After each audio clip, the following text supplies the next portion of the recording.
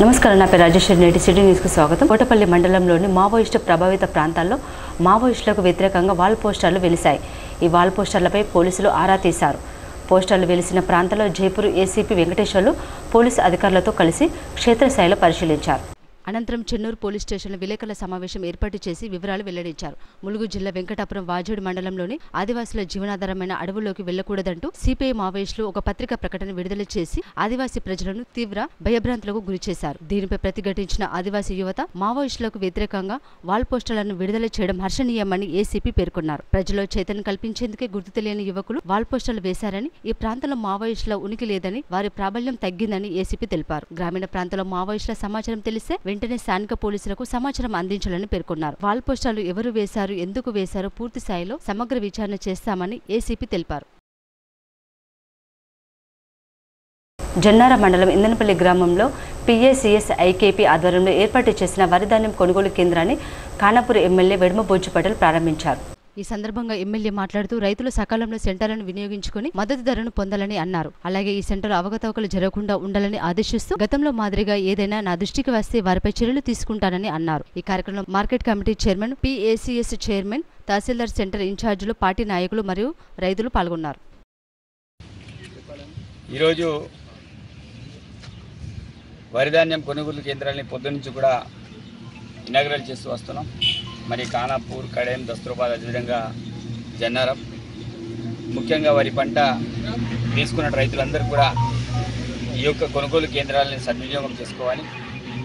అదేవిధంగా రాష్ట్ర ప్రభుత్వ పక్షాన గతంలో సన్నవడ్లకు 500 చొప్పున బోనస్ ప్రకటించాం. అది కూడా బోనస్ కూడా ఇవ్వడం అనేది జరిగింది. అదేవిధంగా చారిత్రాత్మక నిర్ణయం, దేశంలోనే మొట్టమొదటి రాష్ట్రంగా గౌరవ ముఖ్యమంత్రి రేవంత్ రెడ్డి గారి నాయకత్వంలో ప్రతి పేదవాడికి సన్నబియ్యం స్కీమ్ని కూడా స్టార్ట్ చేయడం ఈ చారిత్రాత్మకమైన నిర్ణయం. నేను అందుకే రైతులందరికీ కూడా కోరుకుంటున్నా. చాలామంది దొడ్డు బియ్యంతో వజన్ ఎక్కువ వస్తుంది, మనకు ఎక్కువ డబ్బులు వస్తాయనే ఆలోచన. కానీ మీరు సన్నవడ్లను పండించడం వల్ల మీరు పండించే పంటలన్నీ కూడా ప్రతి పేదవాడికి చేరుతుంది. కాబట్టి సన్న బియ్యాన్ని పండించడానికి కూడా ప్రయత్నం చేయాలి. అందుకే మీకు బోనస్ ప్రకటించడానికి ప్రధానమైన కారణం మిమ్మల్ని ఎంకరేజ్మెంట్ చేయడానికి ఆ యొక్క బోనస్ని ప్రకటించడం అనేది జరిగింది. కాబట్టి అదేవిధంగా రైతులందరూ కూడా కొంత ఇబ్బంది పడుతున్నారు. నీళ్ళు వస్తలేదని నేను అధికారుల కంటే ముందే మాట్లాడి నేను కంపల్సరీ నీళ్ళు ఇస్తాం, దాంట్లో ఎలాంటి ఆందోళన చెందాల్సిన అవసరం లేదని చెప్తున్నాం. కానీ ఎవరో చెప్పుడు మాటలకి బీఆర్ఎస్ వాళ్ళు, ఎవరో బీజేపీ వాళ్ళు ఏదో మాట్లాడగానే టక్కన ఎవరో నిజంగానే వస్తలేదు లేదని ఒకసారి ఆలోచించండి. మేము అనుకున్న ఎకరాలు ఎన్ని, మీరు వేసుకున్న వరి పొలాలు ఎన్ని? వాస్తవంగా మేము అయినప్పటికీ కూడా పూర్తి స్థాయిలో సాగునీరు అందిస్తున్నాం. కడెం మరమ్మతులు ఏర్పాటు చేసాం. అదేవిధంగా నీటిని కూడా పొదుపుగా వాడడం మనం అందరం కూడా నేర్చుకోవాలి. ఎందుకంటే మనం సాగునీరు అనుకుంటుంటే తాగునీరు లేకపోతే మనం ఏం చేస్తాం? ఎన్ని పంటలు పండించినా తాగునీరు లేకపోతే మనం ఏం చేయగలం? కాబట్టి సాగునీరుతో పాటు సేమ్ టైంలో తాగునీరు కూడా మనకు వాటర్ ఉండాలి. ఈరోజు కడెం ప్రాజెక్టు ద్వారానే మరి మిగతా మండలాలను కూడా తాగునీరు మనం అందిస్తున్నాం. కాబట్టి రైతులందరూ కూడా విజ్ఞప్తి చేస్తున్నాం, వచ్చే సంవత్సరం అయితే చాలా పకడ్బందీగా ఎన్ని ఎకరాలకైతే మేము సాగునీరు అందిస్తామో అన్ని ఎకరాలకు నెక్స్ట్ ఎండాకాలం సీజన్లో వేసే పంటలన్నీ కూడా అంతే ఎకరాలకు వేయాలి. ఎక్స్ట్రా ఎవరు వేసినా ఎట్టి మాత్రంలో నీళ్ళు ఇవ్వడం సాధ్యం కాదు. వేసినా మీరందరూ కూడా ఇబ్బంది పాలవుతారే, నీళ్ళు వస్తలేదు మా పంటలన్నీ కూడా. ఎవరైనా పంట వేసినప్పుడు బాధ అనిపిస్తుంది. కానీ మనం అధికారులు చెప్పారా లేదనేది మనం ఆలోచన చేయాలి. కాబట్టి రైతులారా, మేము మళ్ళా చెప్తున్నాం, తప్పకుండా ఈ ప్రభుత్వం మీది, మీరు ఎన్నుకున్న ప్రభుత్వం, మీరు ఎట్లా చెప్తే ఎట్లా నడిచే ప్రభుత్వం. ఈ ప్రభుత్వంలో అందరికీ సముచితమైన న్యాయమే జరుగుతుంది తప్ప ఏది కూడా ఇబ్బంది కాదు. కాబట్టి ఈరోజు ప్రధానంగా వరి కేంద్రాన్ని స్టార్ట్ చేసినాం.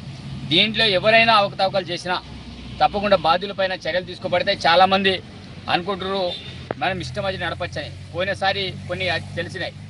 అదేవిధంగా అందుకే రాష్ట్ర ప్రభుత్వం కూడా మహిళలకు 50% ఇవ్వాలనే ఆలోచనతో ఈసారి చాలా వరకు DCMS సెంటర్లను తగ్గించుకొని మరి PSC సెంటర్లు, అదేవిధంగా మహిళా సెంటర్లకు ఎక్కువ ప్రయారిటీ ఇవ్వడం అనేది జరిగింది.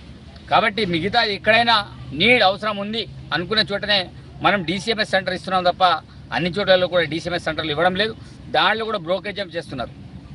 ఏదో మనం DCMS సెంటర్లు ఏర్పాటు చేసుకొని ఇంకేదేదో చేయొచ్చు, దందా నడపచ్చు అనే కొంతమంది ప్రయత్నం చేస్తున్నారు. అలాంటిది ఎవరు ప్రయత్నాలు చేసినా ఏది చేసినా నా యొక్క మంచితనాన్ని చేతకానితనంగా చూస్తే మాత్రం అది మంచిది కాదు. ఒకసారి నేను బహిరంగంగా మాట్లాడినప్పుడు చాలా రకాల ఇబ్బందులు పరిస్థితులు ఉంటాయి. కాబట్టి అట్లాంటి పరిస్థితులు ఎవరు కూడా తీసుకురావద్దని మళ్ళీ నేను విజ్ఞప్తి కూడా చేస్తున్నాను. అందరికీ ధన్యవాదాలు. Thank you. నస్పూర్ పట్టణంలోని చర్చిలో గుడ్ ఫ్రైడే వేడుకలను ఘనంగా నిర్వహించారు. ఈ సందర్భంగా క్రైస్తవులు పెద్ద సంఖ్యలో ఆయా చర్చిలకు తరలివచ్చారు. చర్చిలో ప్రత్యేక గీతాలు ఆలపించి యేసుక్రీస్తును గుర్తు చేసుకున్నారు. క్రైస్తవులంతా ప్రత్యేక ప్రార్థనలు ఆరాధనలు చేశారు. సిసిసి సిఎస్ఐ చర్చి ప్రెస్బీటర్ ఇన్ఛార్జి రేవా డాక్టర్ యేసుదాసు ఆధ్వర్యంలో గుడ్ ఫ్రైడే వేడుకలు అత్యంత వైభవంగా జరిగాయి. సమస్త మానవాళికి శాంతి సందేశం ఇచ్చిన యేసుక్రీస్తు శిలువ నెక్కారని ఈ సందర్భంగా జీసస్ మహత్యాన్ని క్రైస్తవులు గుర్తు చేసుకున్నారు. ఆయన చూపిన శాంతి మార్గంలో ప్రతి ఒక్కరూ నడుచుకోవాలని ఆయా చర్చిల పాస్టర్లు భక్తులకు సూచించారు. యేసుక్రీస్తు క్రైస్తవుల జీవితాన్ని దివ్యమైన మార్గంలో నడిపించాలని ఆకాంక్షించారు. ఈ కార్యక్రమంలో ఆయా చర్చిల బాధ్యులు క్రైస్తవులు పెద్ద సంఖ్యలో పాల్గొన్నారు. ప్రభునందు దేవుని పరిశుద్ధమైన దేవుని వారలారా, పరిశుద్ధ నామములో మీకు అందరికీ శుభ శుక్రవారం అనగా మంచి శుక్రవారము శుభాకాంక్షలు. ఈ నస్పూర్ మండలం అందరికీ, మంచిర్యాల డిస్టిక్ వారికి శుభాకాంక్షలు. సిసిసి ఫాస్టేజ్ లోని శుభాకాంక్షలు తెలియజేస్తున్నాను.